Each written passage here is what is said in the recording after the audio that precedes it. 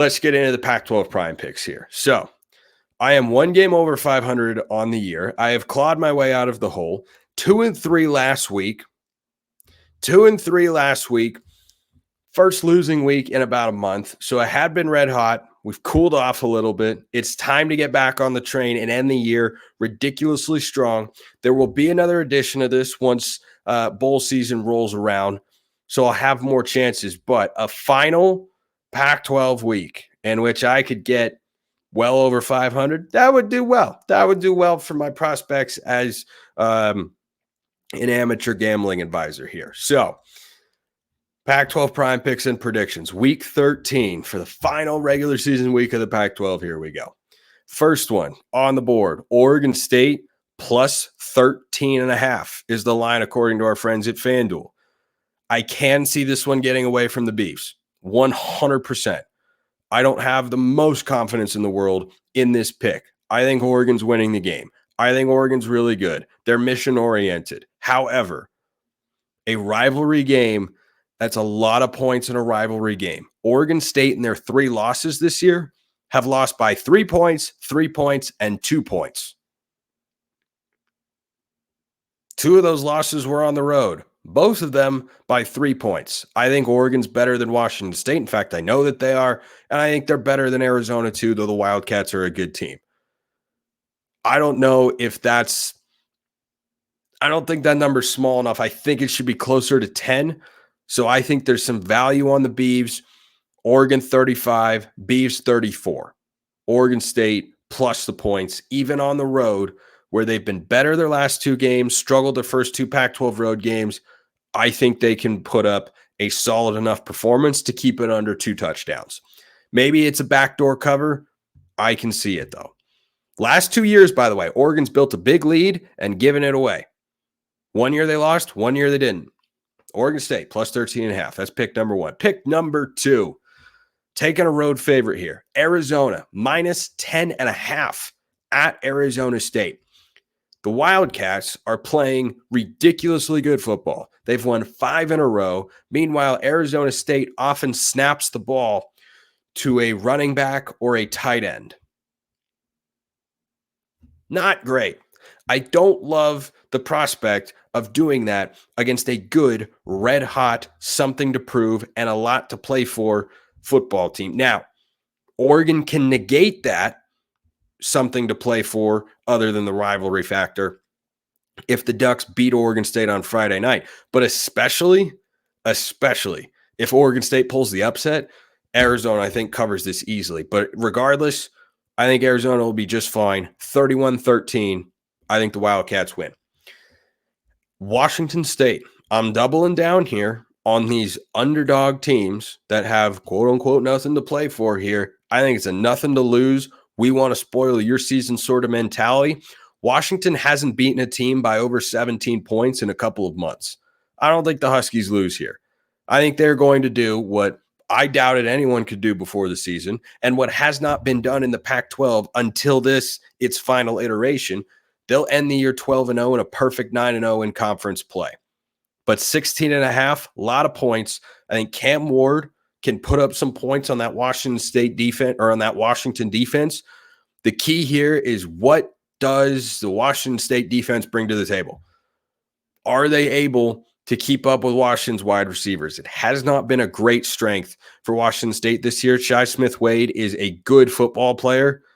I don't think there's enough depth in that secondary to go after these Washington receivers. So I think they have to play kind of bend but don't break and don't give up the big play over the top. And that'll give a lot of chunk yards underneath, but avoid the 40 and 50 yarders.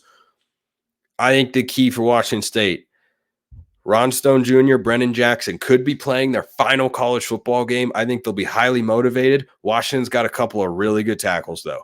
Those 2 guys have to find a way to get home for the Cougs to have a chance to try and pull the upset. I don't think that they can. I don't think that they can't. I mean, I'll give you a 2% chance, but Washington's winning the football game. They're rolling right now. Even if it ends up being close, I trust Washington implicitly to win the football game.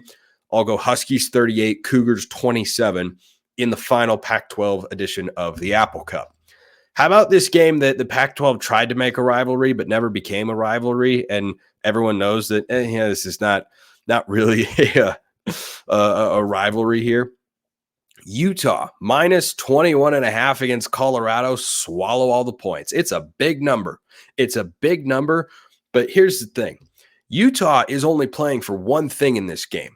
They're not playing to bolster Oregon's resume, though they could certainly do that and get back into the top 25.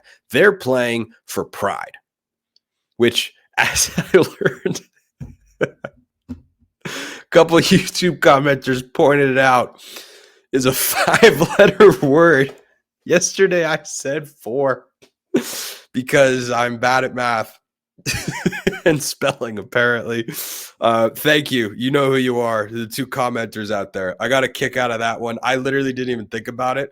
And then I was scrolling through the comments yesterday and I saw PRIDE, 5 letters. And I was like, oh, you dummy.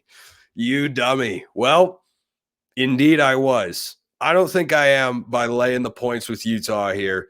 21.5. Sure, I'd like it more under 3 touchdowns. But when you're playing for that 5-letter word, pride, I don't think any team plays with more pride every single week consistently, no matter the circumstances, than Kyle Whittingham's Utah team. And they didn't lose last week. They got housed last week.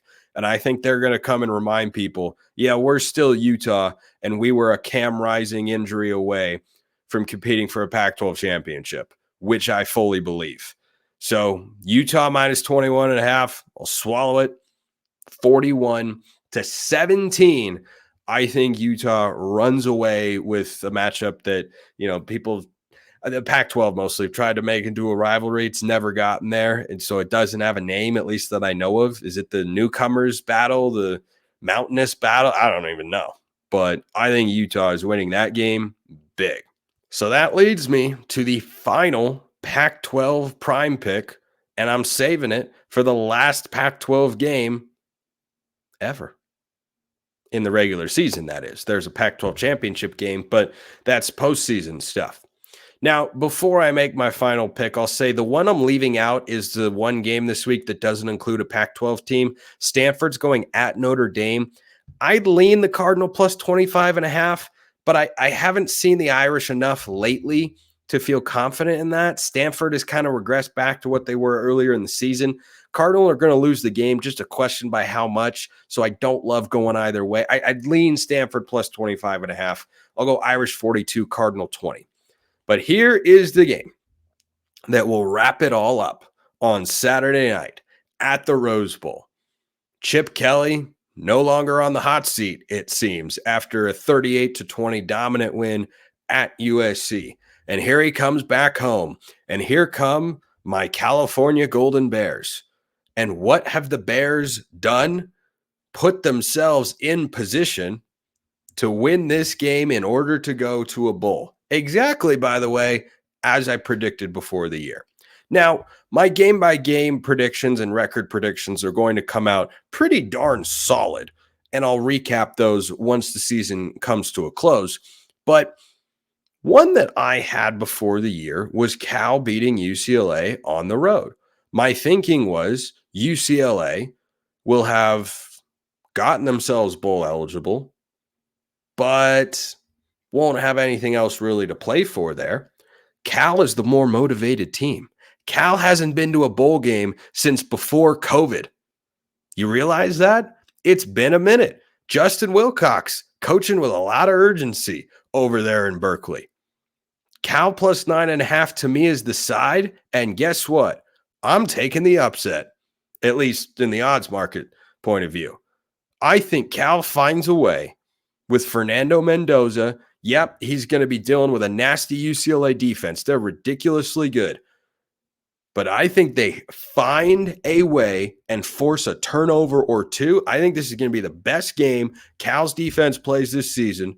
And I'm taking the Bears here plus 9.5 and to win outright in the upset of the week so that the Pac-12, its final regular season, can end in the most poetically chaotic way.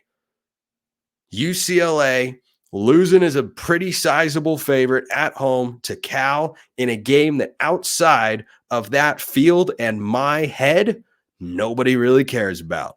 But I care, and I'll be watching. Plus 9.5, 24-21. I'm taking the upset, and the Bears make a bowl game. If that happens, this is part of my reasoning. No doubt. I will have perfectly predicted the preseason records, not every game, of both Cal and UCLA. So yeah, I'm trying to speak that into existence. And I got no problem sitting here saying, I do think it's going to happen. I think motivation-wise, it all lines up. So the final regular season Pac-12 Prime Picks of the year, Oregon State plus 13.5, Washington State plus 16.5, Arizona minus 10.5, Utah minus 21.5, and Cal plus 9.5. All odds provided by FanDuel. Let's have a great week of Pac-12 football. Last time we'll ever do it, so let's enjoy it. Hope you do. I know I will. Appreciate everyone listening. I'll see you next time. Happy Christmas season. And as always, hope you have a wonderful rest of your day.